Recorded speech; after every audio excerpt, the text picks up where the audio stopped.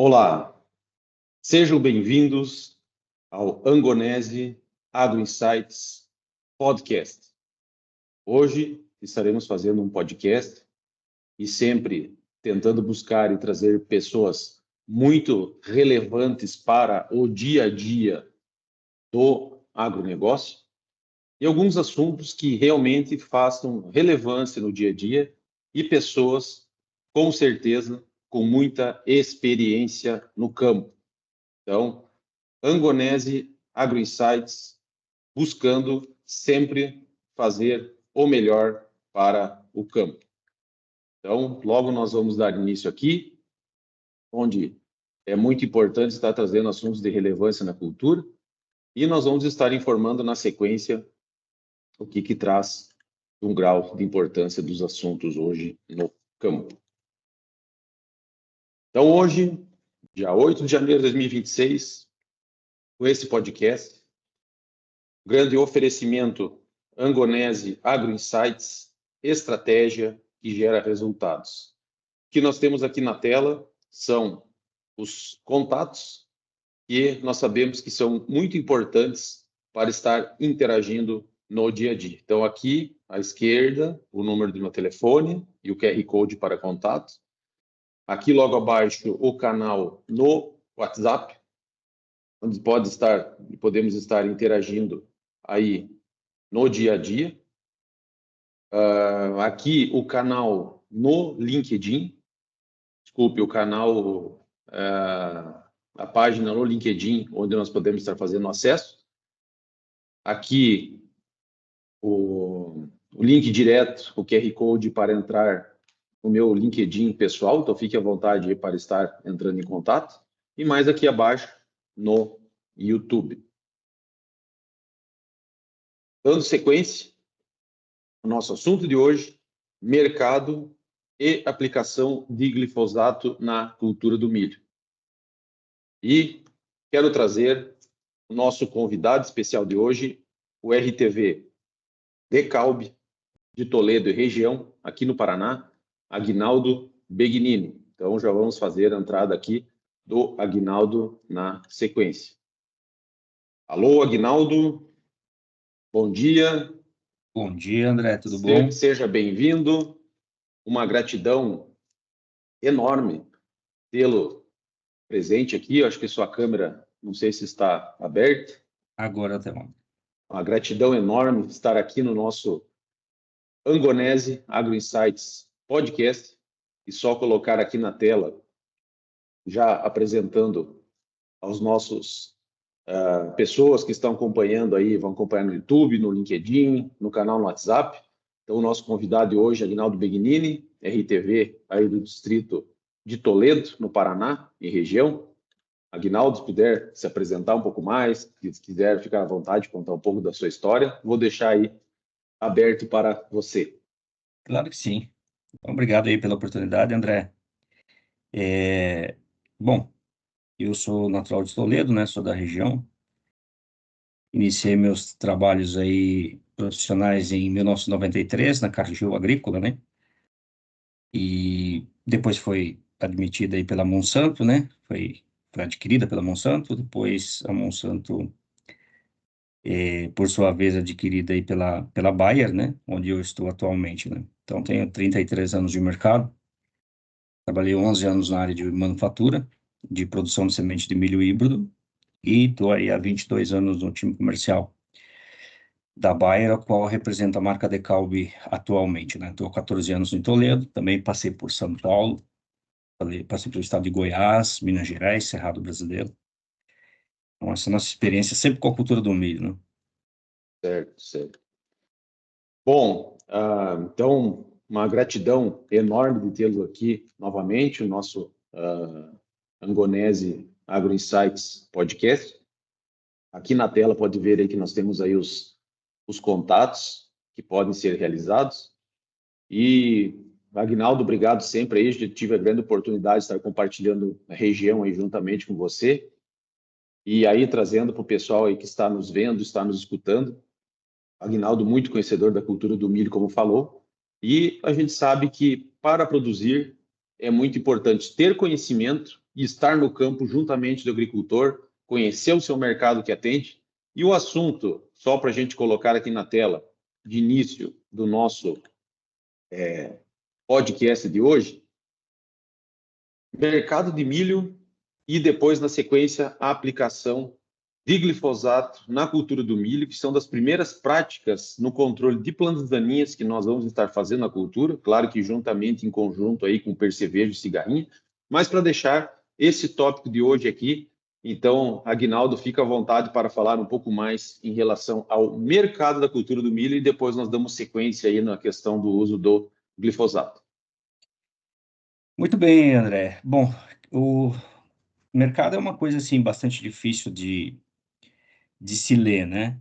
Vamos falar assim, se a gente soubesse, poder abandonar nossos empregos e viver disso, né? E era só comprar e vender na hora certa. Então, é, é um, é uma coisa que a gente deve se exercitar a visão, né? Então, a gente trabalha assim com fundamento, que a gente chama. E aí, depois que a gente faz a leitura desses fundamentos, né? Que a gente consegue, por exemplo, prever para onde que o mercado possa ir, tá?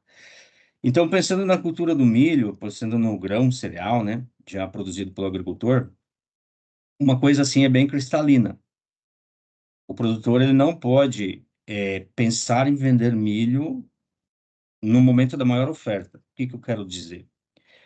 O Brasil ele tem duas safras de milho. Uma é a safra de verão, que ela é responsável aí por 25% da oferta total brasileira, e a outra vem da safrinha, que é responsável pelo grande volume, que é 75%. E esse volume ele chega ali nos meses de junho, julho e agosto, tá? Então isso inunda o mercado. Então, entre o segundo semestre de cada ano, é onde tem o maior pico de oferta. Então, o produtor tem que sair dessa zona de venda. Então, o produtor não pode pensar em vender milho de junho a dezembro, tá? Quando eu vou falar de balcão físico. Por quê? A linha de tendência é de ter os menores preços, tá? Então, o produtor tem que pensar, primeira coisa, o produtor tem que se planejar a fazer sua venda no período de entre safra, que seria assim, entre dezembro e março. Por quê? Dezembro e março. Porque é onde já vai ter escoado boa parte do milho brasileiro, tá? Então, assim, em números globais, é interessante o produtor ter esses números na cabeça.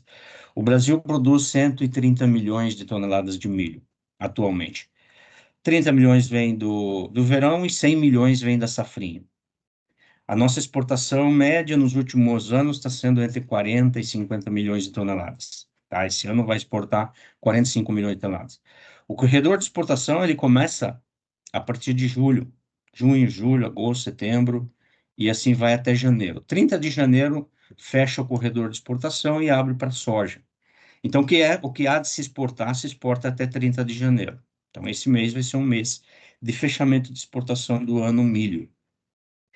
Então, o mercado já vai começar a trabalhar com essas informações, que 45%, 45 milhões de toneladas de milho foi embora esse ano. Então, essa é a primeira grande informação. A outra informação é nosso consumo estático, é de 90 milhões. Etanol, cereal, silagem, óleo de milho, tudo que tu pensar, é 90 milhões.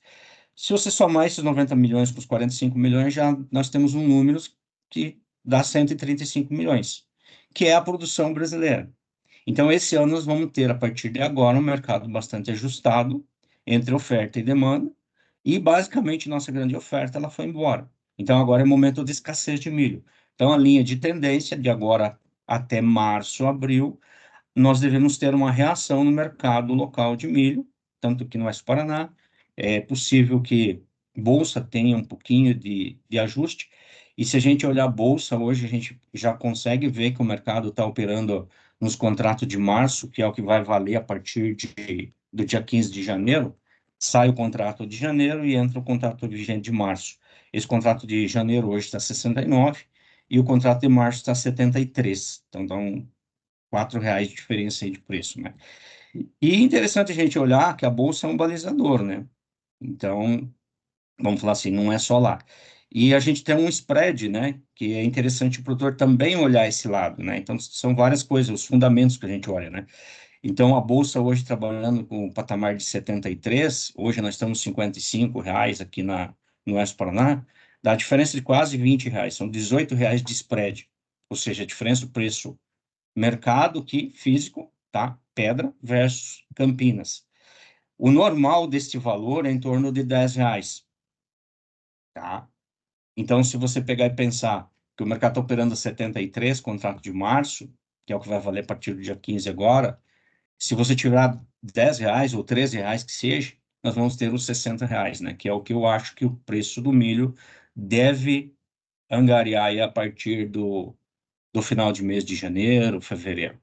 E lá no mês de abril, tem que tomar um pouquinho de cuidado, tá? Isso aí não é regra, né? Mas o mercado daí já começa a precificar a safrinha 2026, que vai ser começado a ser plantado a partir de agora. Então, nem colheu ainda, mas o mercado já começa a trabalhar com uma grande safrinha que vai ser plantada no Brasil, tá? Nós já temos toda a definição de mercado, né? Então, o mercado já começa a precificar e jogar o preço de milho para baixo. Então, vamos dizer, em resumo, né? O preço de milho tende a ter maiores picos, né? Dentro dos meses de dezembro até março, abril. Daí para frente nós temos a tendência de pressão de milho. E isso, assim, é uma regra até que se tenha, de repente, algum problema de safra, de geadas, de estiagem, de perda ideal de janela de plantio. Então, tem essas informações que também tem que ficar bastante atento, né? Certo. Então, isso é muito importante, Ignaldo. Obrigado por trazer essas informações aí para quem vai estar nos assistindo, depois nos escutando. E como você falou, né, o mercado, a demanda já vai sendo projetada para frente, de forma que é muito importante a gente fazer os tratos culturais de forma correta e para honrar a produtividade aí do campo. Aí deixa eu te fazer Exatamente, uma pergunta. André. Eu assim, ó, até te interrompendo, é, acho que vale a pena pegar e deixar uma dica. Por exemplo, daí, o que o produtor, então, deve fazer, né? Qual é o conselho que a gente dá para o agricultor que vai plantar safrinha? Então, assim, ele tem três caminhos, né? Ou ele pega e trabalha com a melhor data de venda que ele, que ele vê, daí ele tem que ter calço financeiro para isso. Então, ele tem que ter suporte financeiro de segurar o produto e saldar suas contas com as suas reservas. Então, esse é o ponto número um. A opção número um, né? Dá para se dizer assim. O número dois é o produtor fazer hedge, né? Então, assim, ou eu faço um contrato de milho na cooperativa, no cerealista, né?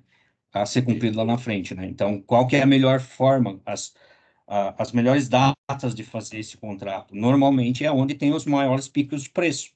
Então, os contratos aí a partir de dezembro, entre dezembro e março, onde eles tendem a escalar. E muitas vezes a gente tem lá no mês de outubro, setembro, com campanhas com contratos muito bons, né? Ao fato que aconteceu esse ano. Então, assim, é difícil a gente pegar e cravar qual que é a melhor fase, né? O que o produtor tem que ter em mente é o seguinte, ó, quanto que está ficando bom para mim, né? Quanto que está o preço do contrato, quanto está a relação de insumos, e aí a hora dele pegar e, com esse mundo globalizado que a gente está, né? Então não dá para pegar e ficar com as pontas desamarradas. Não tem como mais trabalhar desse jeito, né? Não existe mais essa forma. Então, o produtor tem que pensar que o que é bom para ele. Então, a relação de troca, né? Então, deu relação de troca, é ideal, sim, que feche as pontas, porque hoje nós estamos com uma sazonalidade muito grande. Então, uma hora o produto está 100, outra hora vai a 200, outra hora, no caso da soja, né? A outra hora o milho está R$ 100, outra hora ele desce para 40. Então, não tem como trabalhar com esse tipo de imprevisibilidade. Então, doutor, o que a gente orienta, né? Sempre o agricultor, a decisão dele é dele, né? Isso aí não tem, a gente não nega, mas a gente sempre orienta, né? O agricultor que não trabalhem é, é, sem fazer essas operações de hedge, né? Porque hoje o mundo não permite mais com os atuais custos e as atuais sazonalidades aí de preço, né? Exatamente. Então, isso é importante, Aguinaldo, até fazendo um breve paralelo em relação à cultura da soja. Tivemos aí, anos atrás, preço da saca de soja aí 190, R$ 200. E nós também, se nós fôssemos comparar com uma relação de troca aí, mais ou menos aí, eu tenho lembrado aí uma safra passada, ou talvez retrasada de soja, que o custo de produção na relação de troca era melhor que a soja a R$ 200. Então a gente sabe que às vezes só ter o preço maior não é do que é bem-vindo. E a gente sabe que muitas vezes quando o preço sobe é porque tem uma demanda maior, uma oferta menor, e no final o custo de produção acaba aumentando, que isso aí não é bom para o agricultor. Show de bola, Aguinaldo. Muito obrigado até o momento. Só para a gente colocar aqui na tela, em relação à sequência do assunto, falando um pouco mais do que é muito importante na cultura do milho, a aplicação de glifosato. Então, hoje nós temos no campo as biotecnologias na soja, RR, né, mais nomeado como Roundup Ready, de forma com que a gente pode fazer a utilização do herbicida glifosato na pós-emergência da soja e na pós-emergência da cultura do milho. Mas, Aguinaldo, fica a pergunta aqui. Pode aplicar glifosato na cultura do milho em qualquer estágio? Sim ou não? E se pode ou não aplicar, o que isso pode acarretar na cultura do milho? Vou deixar aqui na tela essa planta do milho para você contextualizar e trazer um pouco mais o que é importante conhecer na cultura em relação ao estágio fenológico. Pois bem, então vamos lá, vamos tentar voltar um pouquinho no tempo, tá? A questão do glifosato na cultura do milho, ela volta lá para o ano 2007, mais ou menos 2008, tá? Quando se lançou a tecnologia RR, tá? Para milho, para a cultura do milho, né? Então, milhos com tolerância à aplicação de glifosato. Então, se tinha que qualquer data poderia se aplicar, que não haveria problemas e que o sistema era extremamente flexível. Isso, vamos falar assim, de maneira genérica, porque dentro da legislação, né? Então, a gente pegar aí pela parte de bula, né? Então, sempre teve, quando foi aprovado o herbicida Roundup Ready, né? Ou seja, todos os glifosatos registrados para a cultura do milho, que tem que ser aplicado até no máximo até o estágio V5, que é exatamente a foto que foi colocada, né? Então, e V5 aí vamos falar assim, para convencionar, né? São 5 folhas totalmente expandidas, tá? Então, como a foto, se você contar, você vai ter 8 folhas, né? Mas as folhas totalmente abertas são 5. São as folhas que a gente chama de folhas verdadeiras, nesse caso, tá? E é importante também saber que, principalmente plantado na safrinha, aí é um dado técnico, tá? Como a gente tem dias bastante quentes, temperaturas bastante altas, muita luminosidade durante o dia, tem 14, 15, 16 horas de luz, né? Então, é importante saber que a planta não precisa mais que 2 dias para ela abrir uma folha. Então, para você sair do estágio V5, que é o limite para aplicação, e entrar no estágio V6, V7, cada folha é 2 dias, né? Então, se pegou uma chuva aí durante 2, 3, 4 dias, você já saiu do V5 e foi para o V7. Então, nesse momento, já não deve ser mais aplicado o herbicida glifosato. E por qual motivo? Pelo motivo que a planta já existe dentro dela a diferenciação floral, ou seja, espiga já vai estar separada de pendão, tá? Que é responsável pela formação dos grãos de pólen, e é nesta fase que vai estar ocorrendo esse processo dentro da planta. E aí o glifosato tem interferência nesse processo de produção de pólen, tá? Então é importante que o produtor tenha em mente, tá? Que isso não deve ser feito porque vai acarretar riscos, ele não vai perceber nada na hora, a planta não vai mudar, não vai mudar de cor, não vai acontecer nada no teu visual. Mas lá dentro da planta, no processo dela, o glifosato vai intercorrer. Depois, lá na frente, na hora do momento da parte de reprodução, do período reprodutivo da planta de milho, começa o início do florescimento, né? Saída dos pendões, das espigas, né? Do estilo estigma, que são os cabelos, e aí você pode ter falhas de granação bastante abruptas na sua lavoura. Então, isso, ele tem interferências. Alguns híbridos são mais, outros são menos, né? Mas hoje não dá para a gente pagar para ver. Ah, esse híbrido nunca aconteceu. Pode não ter acontecido, mas pode acontecer numa eventual aplicação fora da fase. Então, com a crescente mudança dos híbridos no mercado, hoje tem mais de 200 híbridos. Se você pegar aqui na região de Toledo, ou qualquer região que você vai plantar, tem mais de 200 híbridos disponíveis pelos produtores para estar fazendo seus plantios, né? Então, esses híbridos aí que são tolerantes ao glifosato, todos eles, sem exceção nenhuma, nenhum pode ser aplicado depois dessa fase, tá?